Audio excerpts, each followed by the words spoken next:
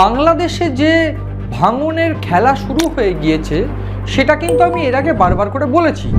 বাংলাদেশ কিভাবে নিজের ভঙ্গিমায় নিজের ছকে ভারতের সঙ্গে শত্রুতা বা বিদ্বেষ ছড়ানোর চেষ্টা করছে সেইটা আমি বলেছি। সেই সঙ্গে মোহাম্মদ ইউনূস যে কিনা অন্তর্বর্তী সরকার প্রধান কিভাবে বাংলাদেশকে কবজা করে রাখতে চাইছে, নিজের গদি ধরে রাখতে চাইছে, তার পাশাপাশি জামাতকে দিয়ে গোটা বাংলাদেশ দখল করাতে চাইছে, সেইটা কিন্তু বারে বারে ধাপে ধাপে বলেছি।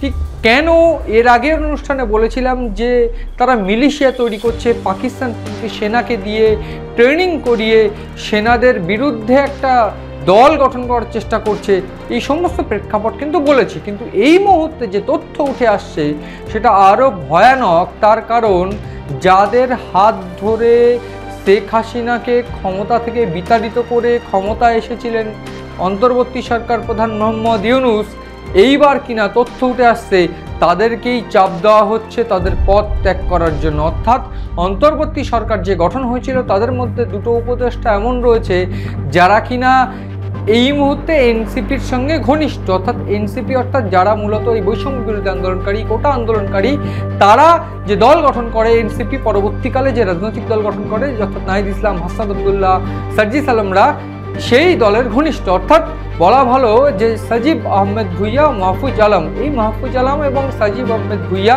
তারা কিন্তু দুজন এই মুহূর্তে উপদেষ্টা, এবং এই উপদেষ্টাদের এই মুহূর্তে কিন্তু পদ ত্যাগ করতে বাধ্য করা হচ্ছে বা চাপ দেওয়া হচ্ছে। এবং এইখানেই প্রশ্ন উঠছে যাদের হাত ধরে ক্ষমতা এসেছিলেন তিনি বা মোহাম্মদ ইউনূস, তাদেরকে কেন চাপ দিয়ে সরিয়ে দেওয়ার চেষ্টা করা হচ্ছে।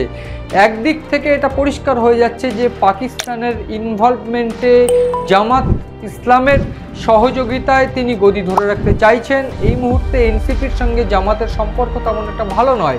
এবং কেন ভালো নয়, প্রাথমিকভাবে যে রাজনৈতিক দলগুলো ক্ষমতায় আসার চেষ্টা করছে তাদের তালিকায় এনসিপিও রয়েছে, এবং এনসিপি এই মুহূর্তে যেটা আমরা দেখতে পেয়েছি যে নির্বাচনে অংশগ্রহণ করতে চাইছে। এবং ইতিমধ্যেই বাংলাদেশের যে 4টি সংসদ নির্বাচন হয়েছে সেই 4টি সংসদীয় নির্বাচনেও কিন্তু তারা একেবারে প্রার্থী দিয়েও তারা গোহারা হেরেছে। ফলে এটা পরিষ্কার হয়ে যাচ্ছে যে হাসনাত আবদুল্লাহ, সার্জিস আলমরা বা বলা ভালো নাহিদ ইসলামরা তারা কিন্তু কোনোভাবেই সেই জায়গাটা ধরে রাখতে পারছে না।